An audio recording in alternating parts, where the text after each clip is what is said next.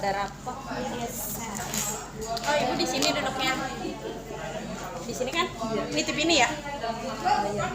Ngapain Bu aku, Bu? Udah, ini cuma ngerekam aja. Kopi mau kan?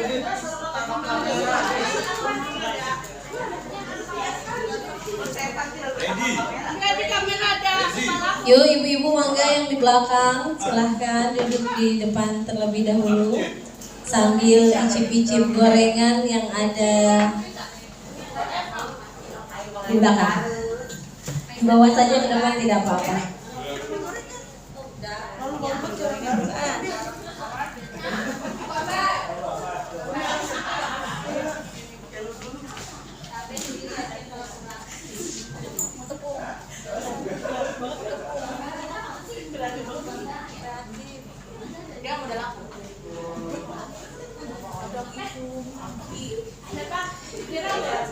Baik, assalamualaikum warahmatullahi wabarakatuh.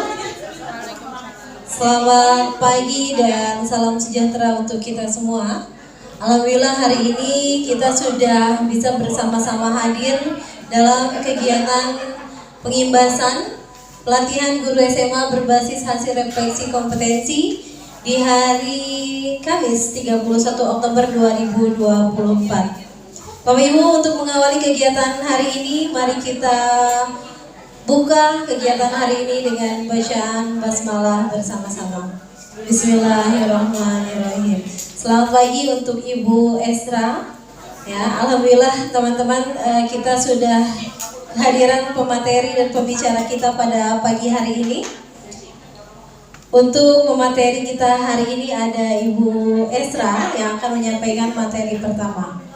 Kepada Ibu Esra kami persilakan.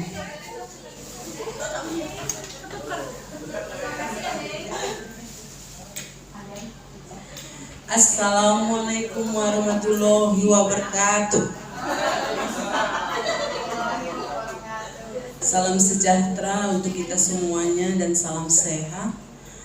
Kebetulan kami adalah pelatihan dari Purwakarta dan itu akan harus kami imbaskan ke teman-teman semuanya. Sebenarnya materi ini sudah kita lakukan setiap mengadakan evaluasi, tetapi bagaimana hal ini harus tetap berbagi ilmu apa yang kami peroleh di dalam pelatihan. Kami juga akan berbagi dengan teman-teman. Terima kasih. Saya akan membawakan materi yang pertama, yaitu tentang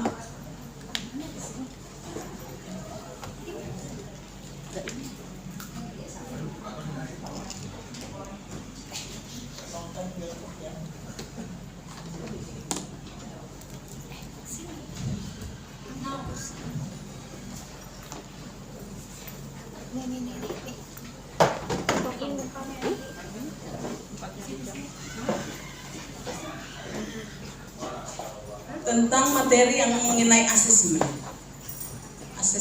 latihan guru SMA berbasis hasil refleksi kompetensi. Next. Tujuan pembelajaran ini sering kita melihat di kurikulum, yaitu sudah punya tujuan pembelajaran masing-masing.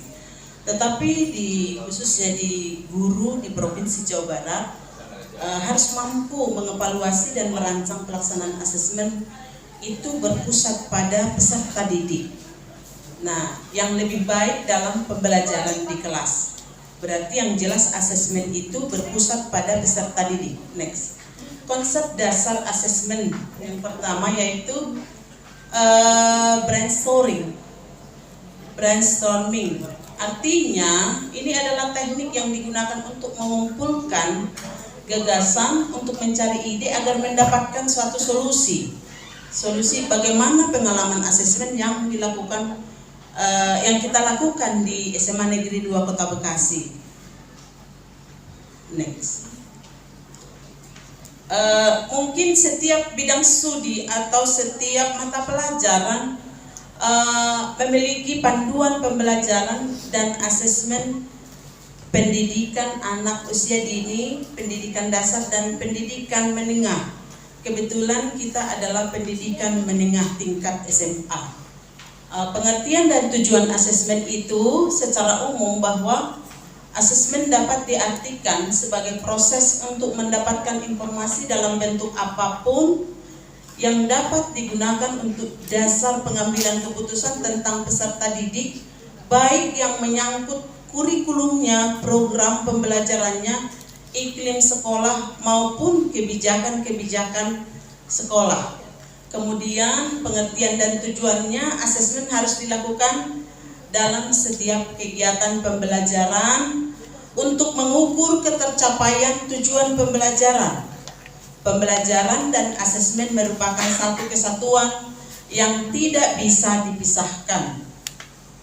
Ada satu lingkaran perencanaan pembelajaran, kemudian pelaksanaan pembelajaran, dan asesmen pembelajaran. Dan itu secara rutinitas kita lakukan.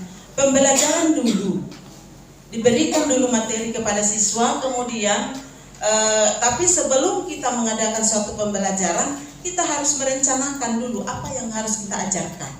Nah, kemudian dilaksanakanlah pembelajaran itu. Setelah selesai pembelajaran itu berarti harus mengadakan asesmen pembelajaran.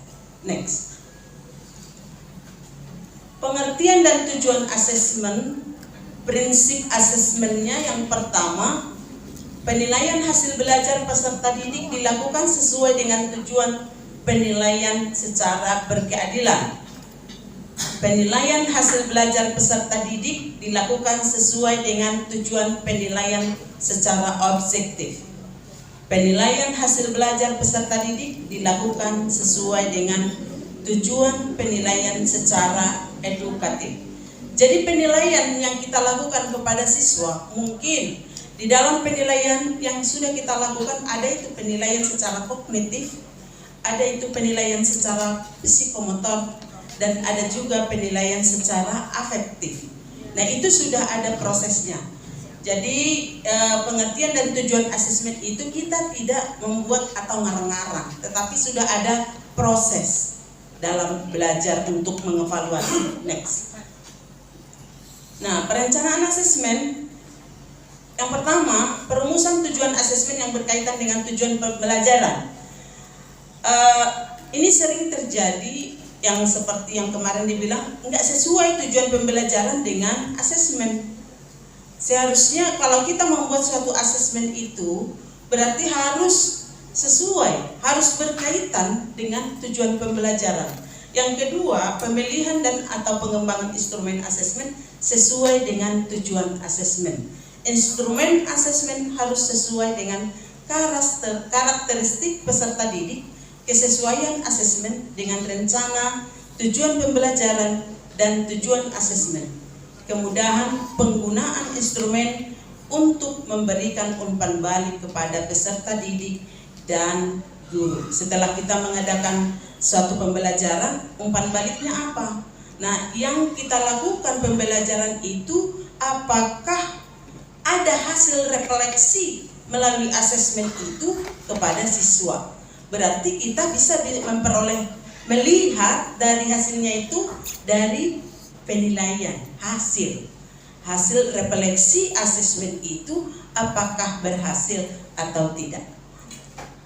Perencanaan asesmen itu dilakukan secara asesmen formatif, asesmen sumatif. Tetapi yang kita lakukan di SMA Negeri 2 Kota Bekasi tidak memakai istilah formatif, tetapi bisa dikatakan penilaian tengah semester dan penilaian akhir semester. Tetapi ini bisa dikatakan kalau asesmen formatif itu adalah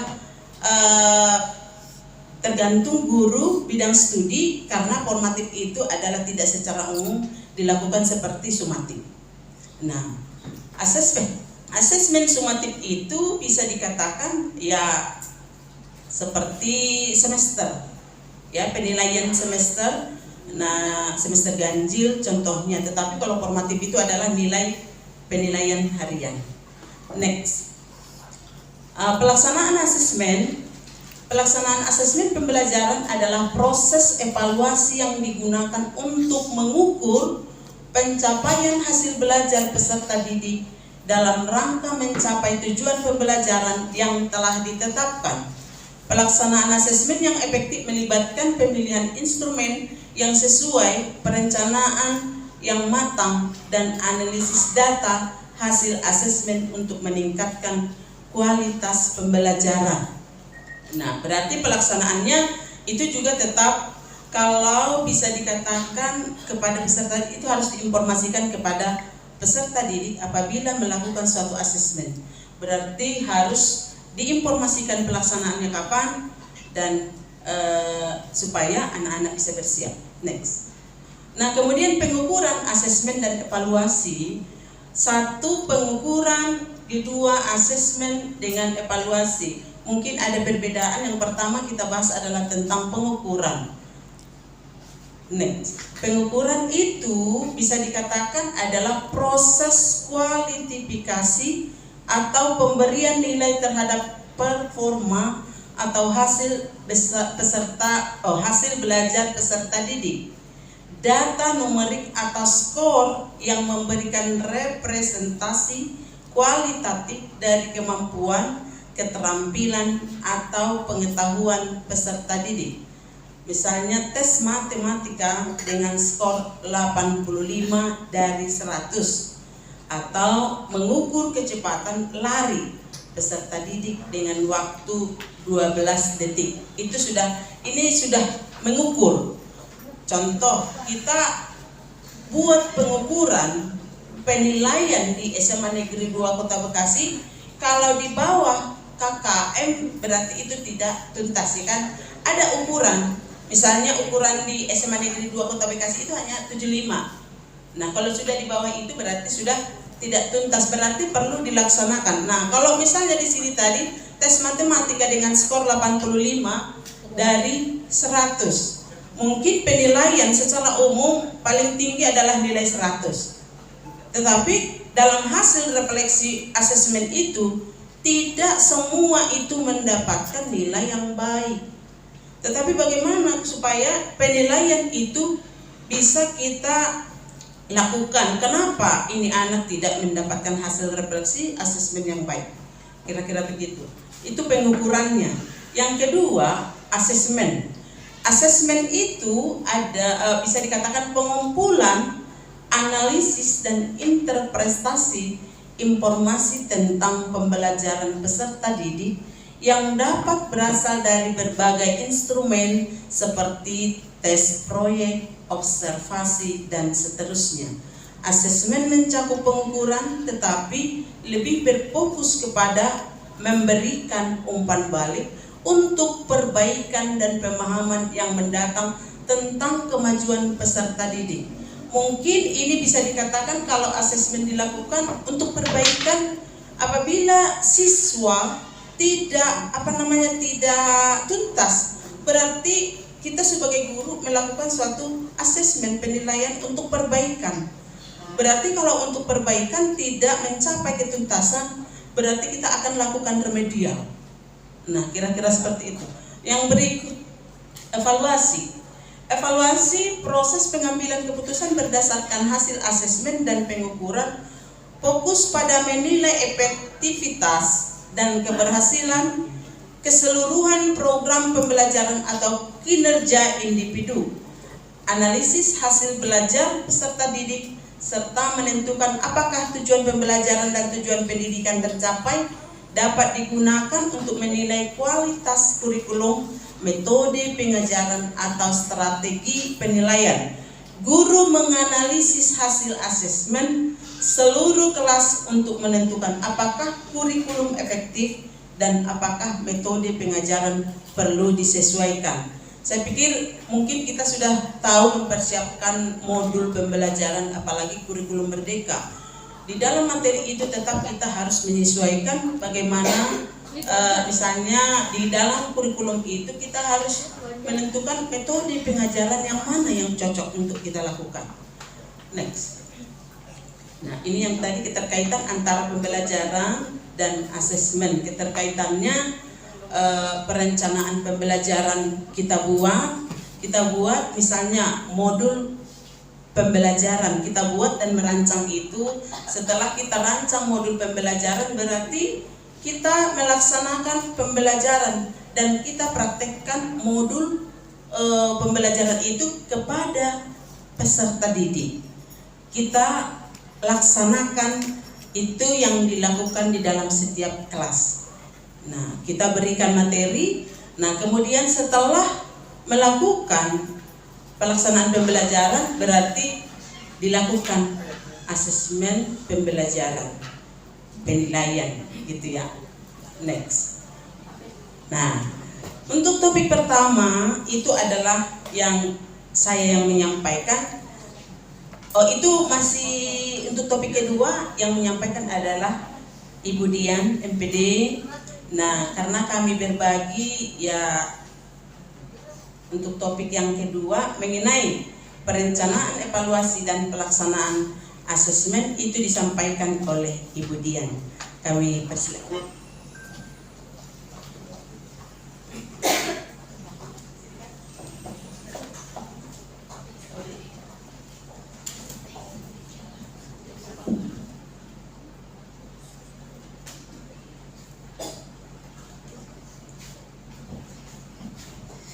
Baik Bapak Ibu, sebelum berlanjut ke materi yang kedua, kita akan dokumentasikan dulu kegiatan pagi hari ini. Mohon Bapak Ibu untuk ke depan terlebih dahulu, biar kita bisa mendokumentasikan kegiatan pagi hari ini.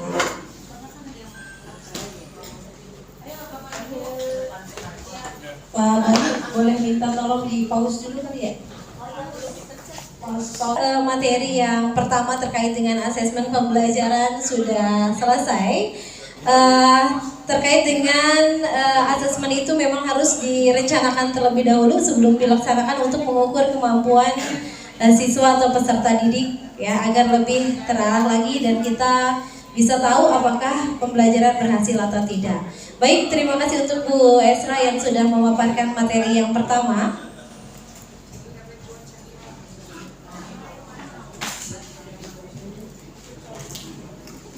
Baik, kita akan lanjut ke materi yang kedua, yaitu pelaksanaan evaluasi yang akan disampaikan oleh Ibu Nurdiani MPD. Dipersilakan. Terima kasih Bu Titi.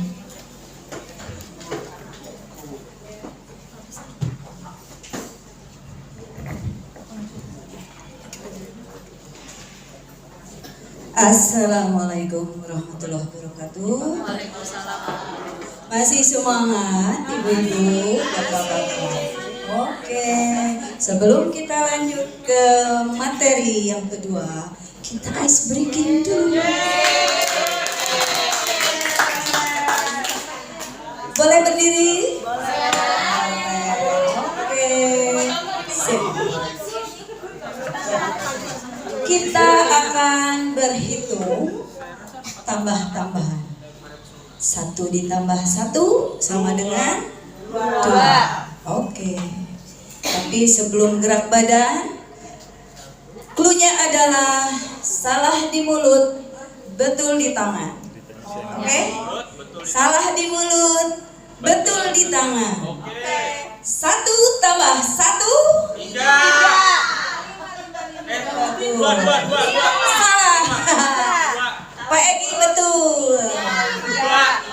Betul Bu Titi. Cluenya adalah salah di mulut, betul di tangan. Konsentrasi. 5 ditambah 5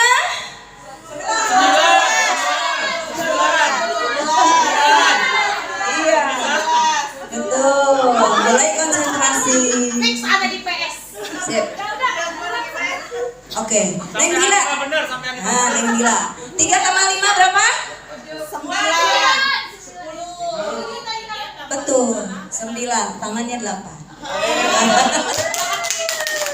2 tambah 5? 2 tambah 5? 8. Salah. 8. Betul. Hanifah bener. Oke. Neng Anjar. Nah, Neng Anjar guru matematika nih. Neng Anjar. 9 dikurangi 1. 7. Betul. Hanifah. Oke. Kita mulai konsentrasi. Sekarang yang kedua, kita gerak badan. Gerak badan ya.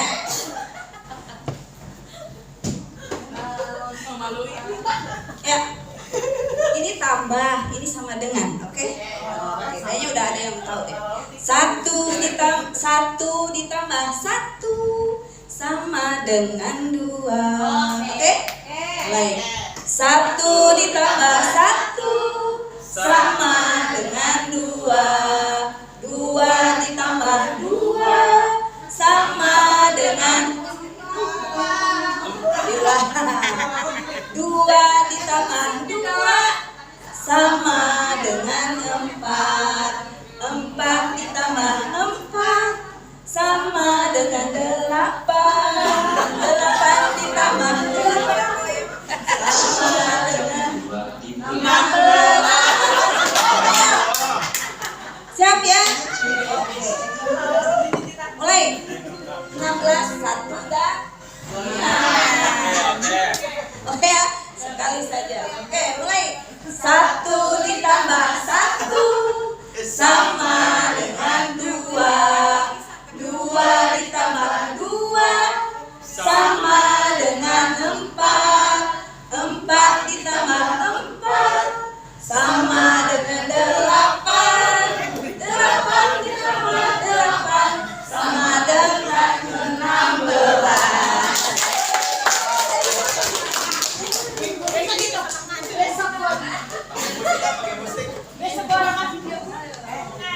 Terima kasih, konsentrasi sudah kembali. Kita lanjutkan ke materi berikutnya. Sebetulnya materi terlalu banyak, tapi kita dipersingkat ya, diambil intinya saja. Karena tadi seperti yang disampaikan oleh narasumber satu, bahwa kita sudah melaksanakan evaluasi. Hanya mungkin karena keterbatasan waktu kita setelah evaluasi, kita sudah berhenti di situ tanpa di-assess lagi. Assessment itu dalam bahasa Inggris ya. Assess how to bagaimana kita mengevaluasi, menilai dari hasil pekerjaan anak, hasil latihan anak dan lain sebagainya. Silakan Bu. Nah, ini ada indikator tujuan pembelajaran, di mana melalui kegiatan diskusi kelompok. Di sini kita nggak mungkin ya melakukan diskusi karena keterbatasan waktu. Kami di sana semua melakukan diskusi 2 hari penuh dari pagi hingga jam 9:30 malam. Ya, melalui kegiatan diskusi kelompok, guru di Provinsi Jawa Barat mampu merencanakan evaluasi pelaksanaan asesmen yang berpusat pada peserta didik dengan tepat. Tidak bisa dilakukan diskusi di sini, insya Allah nanti melalui MGMP ya. Satu, melalui kegiatan diskusi, guru di Provinsi Jawa Barat mampu menentukan metode evaluasi pelaksanaan asesmen yang telah dilaksanakan dengan tepat. Nah, ini kita harus mengevaluasi dari segi metode ya, metode pelaksanaan evaluasi. Dan yang kedua, melalui kegiatan diskusi kelompok, belum Bu? Ya. Guru di Provinsi Jawa Barat mampu menyusun kisi-kisi instrumen evaluasi pelaksanaan asesmen yang berdiferensiasi dengan tepat. Ini diferensiasi itu ada hubungannya dengan guru apa Bu Esa? Guru penggerak. Ya, guru penggerak ya. Mungkin teman-teman di sini mah udah tahu ya, apalagi yang muda-muda. Insya Allah apa sih diferensiasi. Kemudian melalui kegiatan diskusi kelompok, guru di Jawa Barat mampu menyusun instrumen evaluasi pelaksanaan asesmen yang berdiferensiasi dengan tepat. Begitu. Lanjut Bu. Kupas jeruk itu melingkar, gitu ya. Melingkar dari atas, tapi kita dalam praktek ada yang ke gigi, ada yang ke samping, terserah ya. Ini supaya lebih indah. Kalau kemarin kami itu diberikan beberapa pertanyaan, itu di sini tidak mungkin. Mari kita lihat saja apa sih yang ada di dalamnya. Mengapa evaluasi terhadap pelaksanaan asesmen pembelajaran perlu dilakukan? Tadi di awal sudah disampaikan perbedaan antara pengukuran, asesmen, dan evaluasi. Di mana pengukuran itu bersifat kuantitatif, menghasilkan angka yang berfokus pada penghasilan penentuan angka dari siswa, nilai. Nah, kalau assessment kita berfokus pada umpan balik gitu. Umpan balik dari siswa. Kita mengevaluasi atau mengakses, menilai mulai dari metode, kurikulum, materi dan lain sebagainya. Kalau tadi pengukuran hanya siswa saja yang kita nilai. Assessment tidak hanya mengukur kemampuan siswa, tapi metodenya, materinya kita akses lagi, kita nilai lagi. Dan yang ketiga tadi ada namanya evaluasi. Kalau evaluasi, pengambilan keputusan dari proses pengukuran dan assessment. Apakah itu tepat yang diberikan kepada siswa, bukan hanya menilai tapi seluruh perangkat di SMA 2, apakah masih bisa diberikan kepada siswa dan apakah menghasilkan umpan balik seperti itu. Oke, ini adalah langkah-langkah melakukan evaluasi. Yang pertama, buatkan perencanaan evaluasi. Tadi evaluasi itu adalah pengambilan keputusan dari assessment dan pengukuran. Kemudian laksanakan assessment. Setelah tadi ada direncanakan evaluasi, sekarang laksanakan juga evaluasinya. Dan yang berikutnya, analisis data hasil evaluasi. Jadi hasil evaluasi harus dianalisa. Kemudian ada namanya perumusan rekomendasi perbaikan. Kalau kemarin kami melaksanakan perbaikan terhadap sebuah evaluasi, kita sudah melakukan di sana dan kita banyak merekomendasikan apa yang sudah kita perbaiki, lalu kita rekomendasikan sesuai dengan perencanaan dari di awal.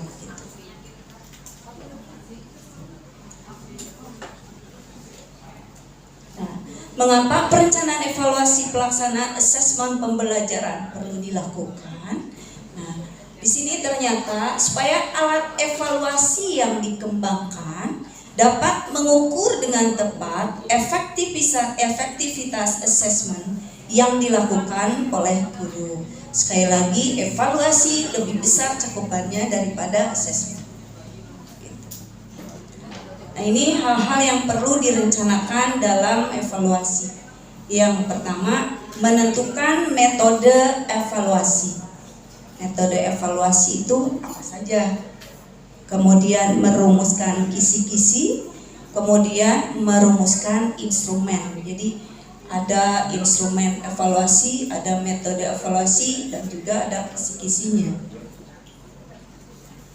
Nah, penentuan metode evaluasi yang tepat, ini rincian dari yang nomor 1 tadi.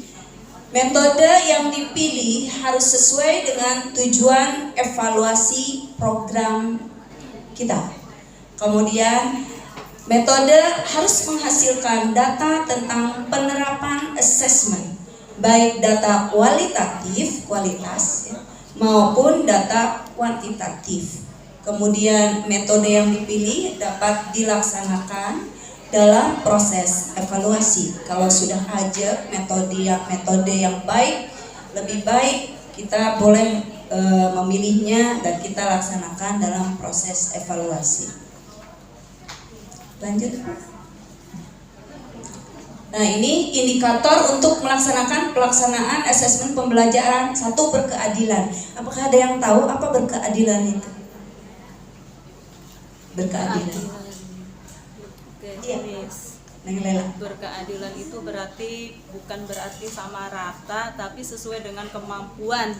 Di mana siswa itu sebelumnya dilakukan asesmen awal, sehingga kemampuannya kan berbeda-beda, maka mereka berkembangnya harus sesuai dengan tahap perkembangannya, nggak bisa dipaksakan.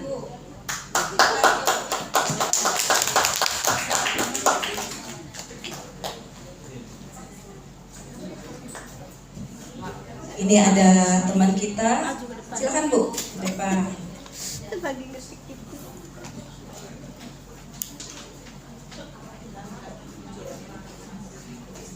Iya, kita simak apa sih berkeadilan. Terima kasih Ms. Dian dan Bu Esra atas kesempatannya. Untuk asesmen pembelajaran di sini berasas berkeadilan.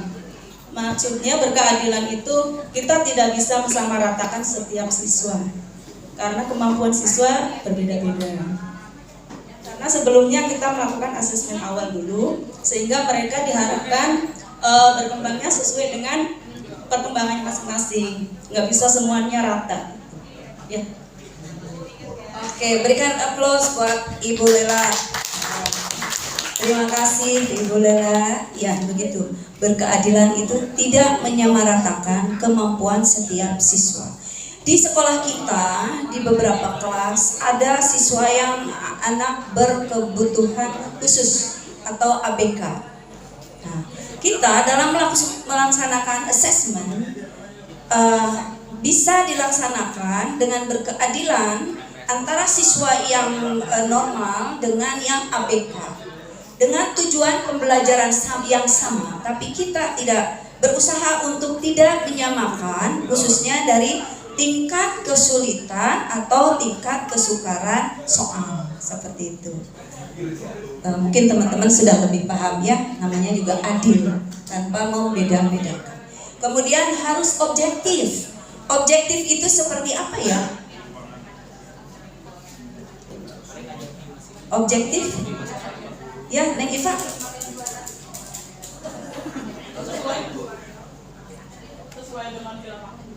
Harus sesuai dengan di lapangan. Bagus. Ada lagi? Ada objektif, ada subjektif. Kalau subjektif itu saya memandang Pak Egi dengan Pak Solihan bisa subjektif berdasarkan feeling saya, berdasarkan perasaan saya. Begitupun kita kepada siswa. Nah, kita yang diinginkan di sini adalah harus objektif, tanpa ada perasaan atau pandangan yang individual, begitu. Kemudian gunakanlah teknik yang tepat, gitu. Nah, ini pelaksanaan assessment dalam pengukuran assessment pembelajaran. Apa sih kisi-kisi evaluasi yang perlu disusun? Mengapa disusun? Nah, perlu dong gitu. Karena apa? Untuk memastikan bahwa proses penilaian berlangsung secara sistematis dan terarah. Kisi-kisi evaluasi berfungsi sebagai panduan yang jelas, menetapkan kriteria dan indikator yang harus diperhatikan dalam pelaksanaan assessment. Kita pun dalam pembelajaran di kelas kita sudah terbiasa ya namanya RPP ya, adanya RPP yang disusun secara sistematis. Dalam proses pelaksanaan KBM kegiatan inti pun kita sudah melaksanakan secara sistematis, berapa menit pembukaan, berapa menit brainstorming, berapa menit inti, berapa menit untuk penutupan. Begitupun dengan evaluasi harus disusun dulu secara sistematis begitu. Nah, langkah-langkah menyusun kisi-kisi ini pastikan bahwa kisi-kisi yang disusun sesuai dengan tujuan evaluasi yang ingin dicapai. Kita melaksanakan evaluasi, tujuannya apa? Yang kedua, tentukan indikator yang akan digunakan untuk menilai pelaksanaan assessment. Indikatornya apa saja yang akan dilaksanakan? Ya, kalau kita membahas soal kan ada indikator soal ya. Ada indikator kalau dulu kurikulum 13 indikator KD. Indikator KD turun ke indikator soal. Kalau kemarin itu karena kurikulum merdeka ya Bu, kurikulum merdeka di kelompok saya kebetulan berenam itu semua masih kurikulum 13. Jadi kami berenam yang mencoba menyimak dulu ke kelompok lain gitu, sambil menyimak seperti itu. Kemudian yang ketiga, indikator yang termuat dalam kisi-kisi harus tepat, harus jelas, tidak ambigu. Ambigu itu tidak membingungkan anak. Ya, kemudian mudah dipahami. Kemarin kami menganalisa sebuah rancangan evaluasi, banyak sekali yang memang dinyatakan ambigu gitu, dan terutama dalam pemberian instruksi soal, sehingga dalam hasil siswa menjawab soal pun ya tidak sesuai dengan yang diinginkan, seperti itu. Kemudian yang keempat, kejelasan kisi-kisi. Tentu saja kita pun dalam membuat evaluasi selalu kita store kisi-kisi.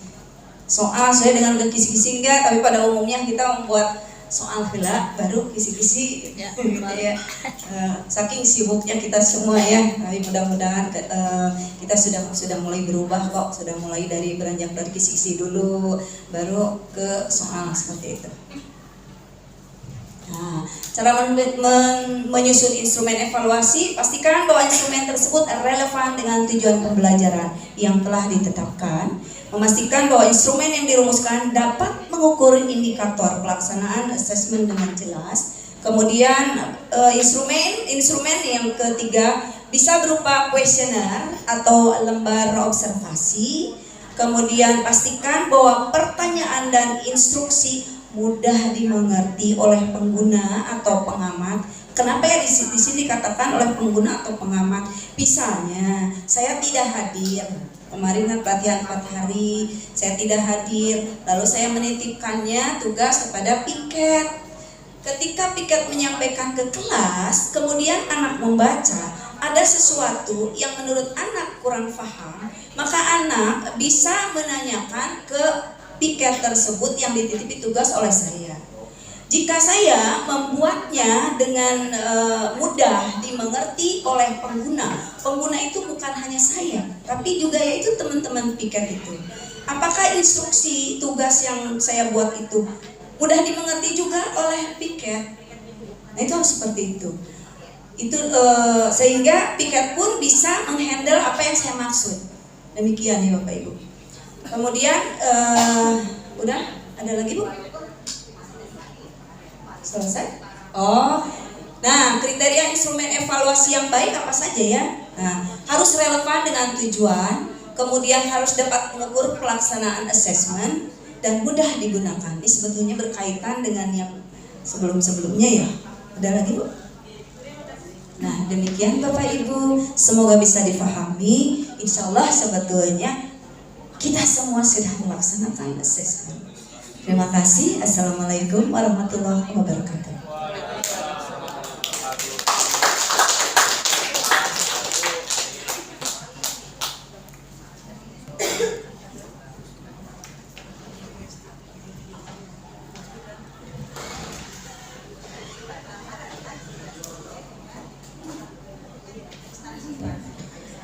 Baik Bapak Ibu, alhamdulillahirrahmanirrahim. Untuk pemateri kedua sudah memaparkan tentang evaluasi pembelajaran. Ya, sebenarnya memang sudah kita ketahui bersama dan sudah sering kita lakukan. Hanya saja ini dari pemateri memberikan penguatan kepada kita terkait dengan perencanaan dan pelaksanaan evaluasi.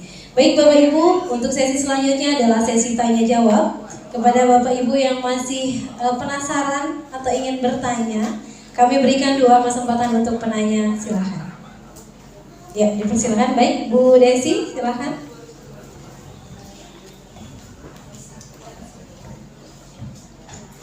Assalamualaikum warahmatullahi wabarakatuh. Ada sedikit pertanyaan dari saya Ibu, khusus untuk Istian.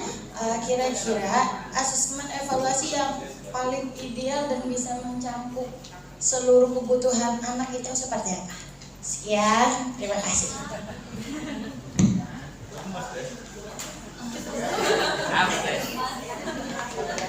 Baik, terima kasih Bu Desi atas pertanyaannya. Boleh aplaus dulu Bapak Ibu buat Bu Desi. Masya Allah ya. Silakan Miss Dian langsung saja dijawab. Baik, terima kasih Mek Desi. Pertanyaannya luar biasa. Yang ideal, ya, asesmen evaluasi yang ideal bagi siswa itu seperti apa? Bapak Ibu, sekali lagi di awal disampaikan bahwa asesmen itu harus berpusat kepada pendidik ya, kebutuhan peserta didik. Tapi jangan lupa bahwa kita pun sebagai pendidik harus mampu merefleksi diri, ya, merefleksi diri dalam artian bahwa tadi yang dikupas, kadang kita memberikan sebuah indikator soal yang memang membingungkan anak. Sekarang asesmen evaluasi yang ideal itu yang seperti apa? Yang pertama tentu saja harus sesuai dengan tujuan pembelajaran. Dan yang kedua, indikator evaluasi harus mudah difahami oleh peserta didik terutama, sehingga peserta didik akan dengan mudah merespon bahkan memberikan umpan balik terhadap evaluasi yang kita berikan. Dan yang ketiga, bahwa evaluasi yang lebih baik yang diberikan kepada siswa tentunya harus bersifat bersifat mudah dimengerti dan dapat diberikan suatu, jangan lupa ya, kita juga harus memberikan reward terhadap siswa yang memang melaksanakan evaluasi dengan lebih baik. Seperti itu, Neng Desi. Mungkin sami-sami. Baik, terima kasih Bu Dian atas jawabannya, sangat luar biasa sekali ya. Baik Bapak Ibu, untuk satu penanya lagi kami persilahkan. Ya, silakan Ibu Ella. Di depan aja.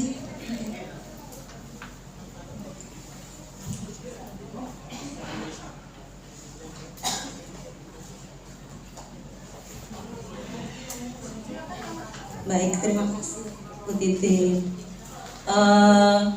Tadi Miss Dian sama Bu Esra menjelaskan ada istilah penilaian, evaluasi, sama asesmen. Saya masih agak bingung ya di antara ketiganya, karena seolah-olah ketiganya itu sama, tapi kayaknya berbeda ya Miss ya. Nah, kalau misalnya saya melakukan pembelajaran, kemudian di akhir itu saya kadang ngasih soal, itu apakah termasuk penilaian, evaluasi, atau asesmen? Nah, itu aja Miss Dian. Terima kasih. Baik, beri aplaus Bapak Ibu untuk Ibu Ella.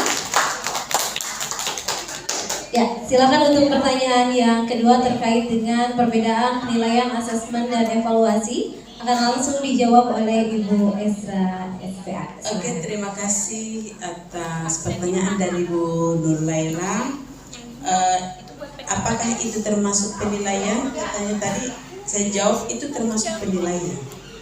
Jadi sebenarnya tadi dalam materi sudah ada perbandingan, biarpun ada hampir sama, tetapi ada perbedaan antara pengukuran, asesmen, dan evaluasi. Ya, nah tetapi yang Ibu Lela itu adalah termasuk penilaian ya Bu.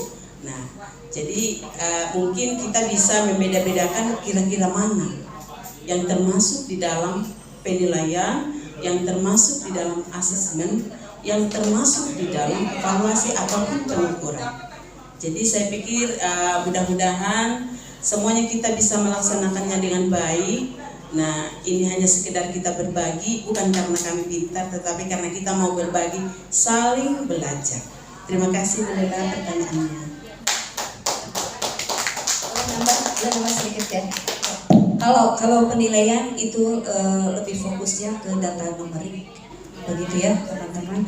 Kalau assessment itu lebih fokusnya kepada adanya umpan balik dari peserta didik, sehingga ada perbaikan yang lebih baik ke depannya.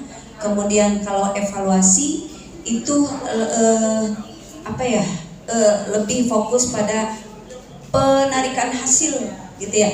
Penarikan hasil dari proses penilaian dan assessment.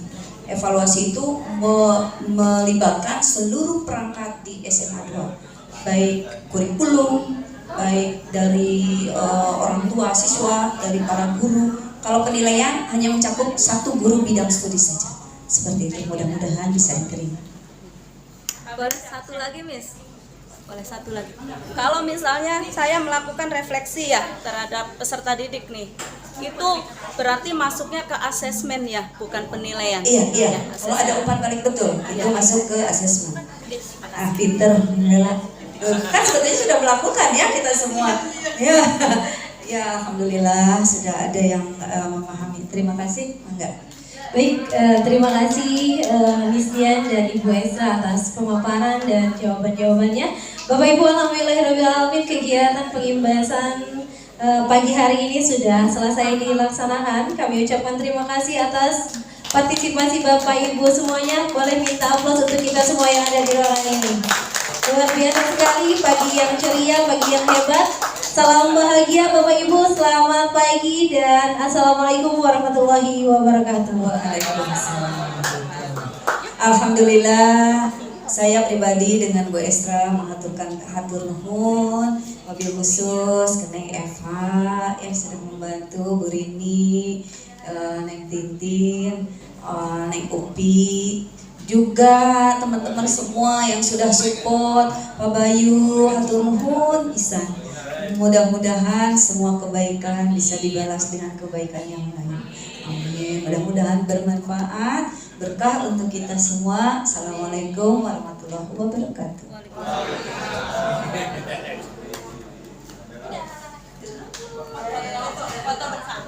Tadi bukannya tadi udah foto.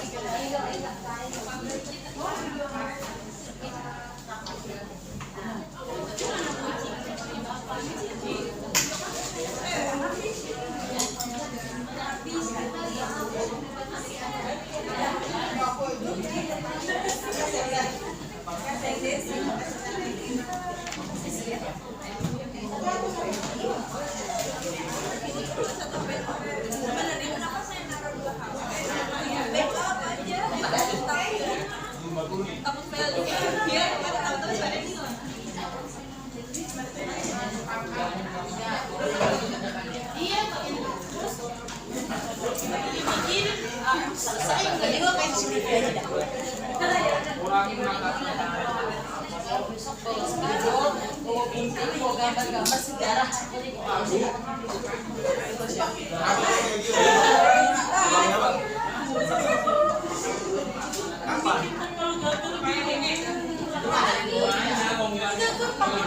Ini biasa.